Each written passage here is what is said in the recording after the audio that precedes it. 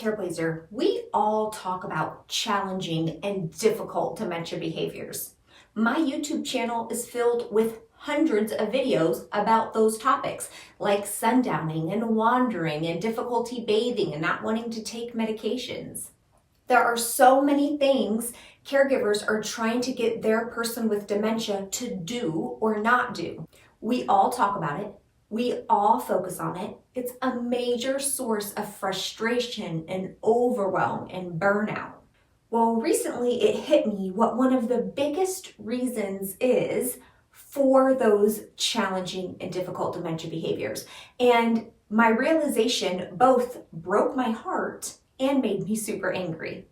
In today's video, I'm going to share with you that one reason, and I'm also going to share how you and I can start changing it, can start making a difference.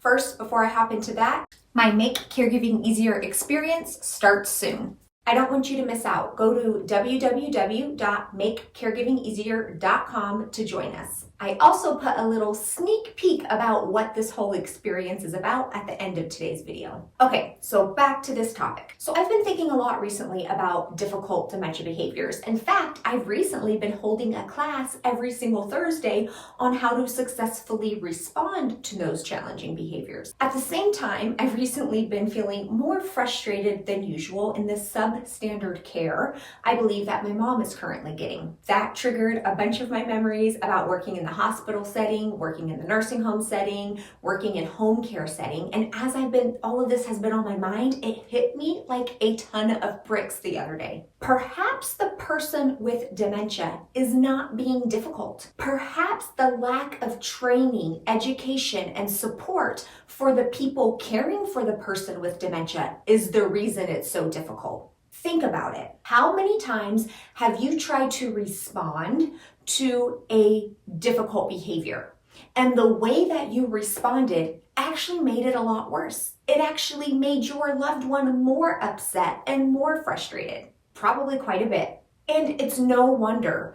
Interacting with somebody who has dementia requires an entirely new skill set. It requires a new approach, a different approach. It requires us to be looking at the situation from a different perspective, from the person with dementia's perspective, not our own. Yet, how many of you have had any formal training in dementia care? How many of you have been given the opportunity to sit down with an expert on dementia care and talk about your specific challenges, talk about ways to approach the situation?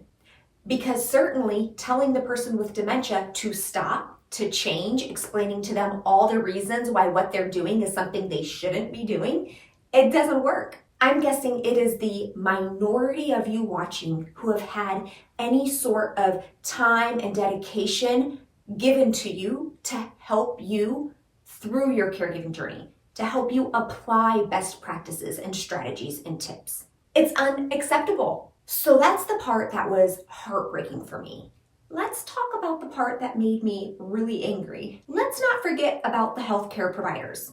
And I'm not bashing healthcare providers, I am one of them, but I want to talk about a huge flaw in our healthcare system. Just because a healthcare provider has fancy initials behind their name, it does not mean they've had an ounce of formal training in dementia care. The standard education for medical providers, rehab providers, behavioral health providers is not focused on older adults and especially people with dementia.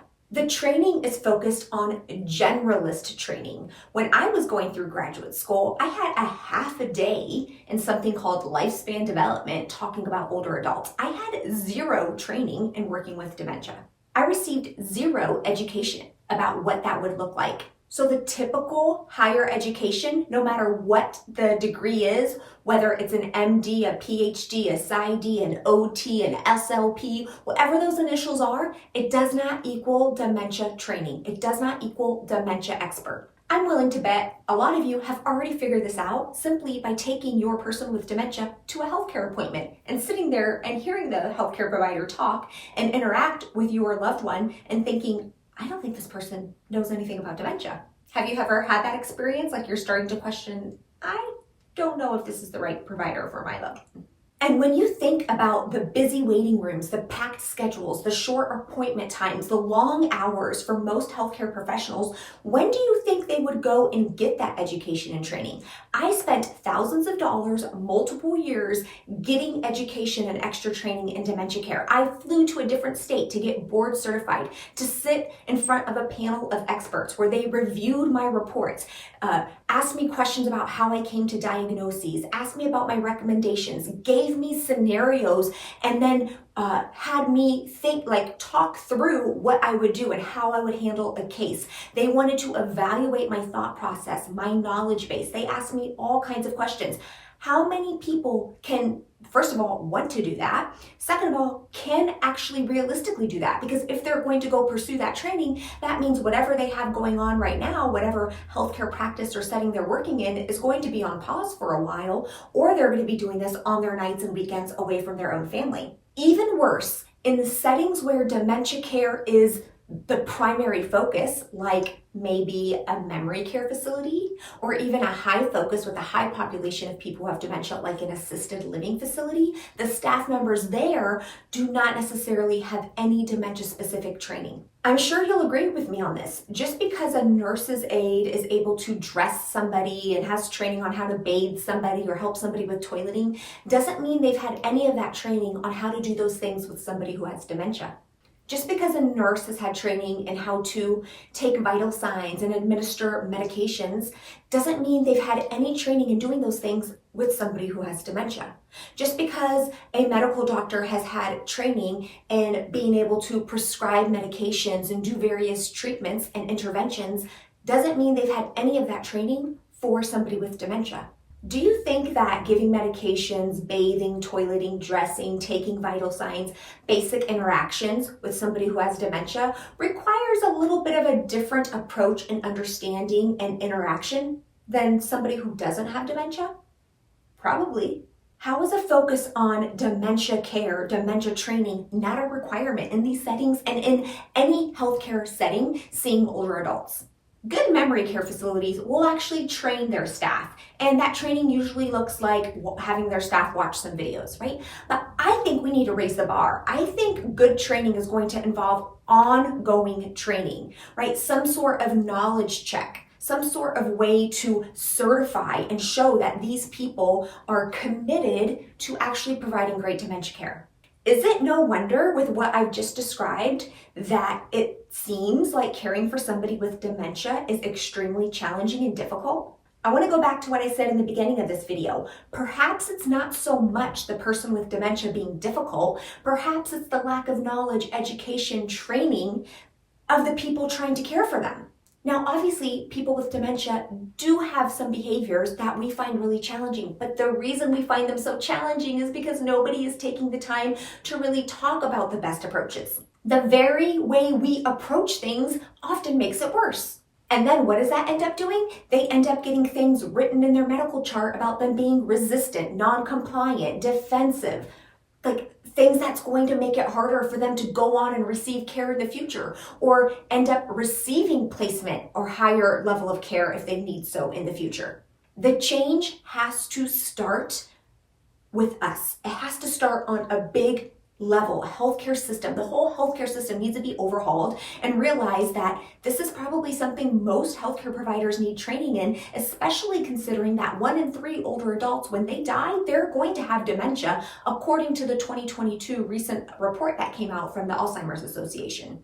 That's a lot of people with dementia. I can't help but believe to my core that if more people were trained and received expertise or sought out a mentor or took classes, received training, that these difficult behaviors would lessen in frequency, lessen in intensity, wouldn't be as severe as they are when the majority of people don't have any of this training. How is it acceptable, and even the standard of care truly, that people with zero training in dementia care are the very people providing dementia care? So what can we do about it? Well, for starters, for you Careblazer watching, start asking your healthcare providers, the facilities, the place where your loved one receives care, start asking them what they do to train their staff on dementia care. What sorts of ongoing training opportunities do they have? What sorts of experiences are those providers getting in working with dementia? Simply asking those questions is going to relay the message that it's important that the people there have training in dementia care. The more we speak up, the less this can continue to be ignored. I'll keep doing what I can do to bring this to the forefront, but for you, do not discount your voice. Your voice, your opinion, the questions you ask, they can also be incredibly powerful, especially if those questions are being asked to the care facility administrators, managers. Make sure if you're ever being asked to fill out a survey on your experience, you write down some of your concerns or questions or desires even for the staff to be receiving ongoing dementia care training. Here's hoping to a brighter future for people living with dementia and those caring for them. Thank you so much for doing what you are doing with so little support from the bigger system. You really do matter. That's what I have for you today, Careblazer. Thank you for tuning in. I'll be back next week with a new video. I certainly hope to see you in the upcoming Make Caregiving Easier experience. If you want to stay tuned, I've got a video less than 2 minutes that will autoplay right after this, and it gives you a little bit of sneak peek into what the Make Caregiving experience is all about. I'll see you next week. Bye.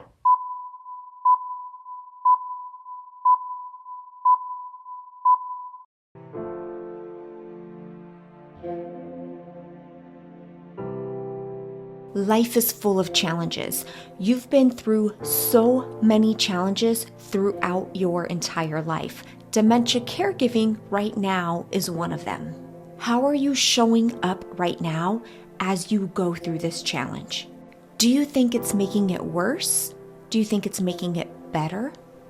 Now, how do you want to show up? Most people have never even considered this question. They think it's a requirement to struggle through this entire journey, and it's just not true. There will be future challenges. That's true of everybody's life. But how you show up, the thoughts you are choosing to think, the people you surround yourself with, that's going to make it harder or easier. Which one will you choose? The Make Caregiving Easier experience is now open. In just 5 days, your entire caregiving journey as you know it can completely transform. I'll see you there.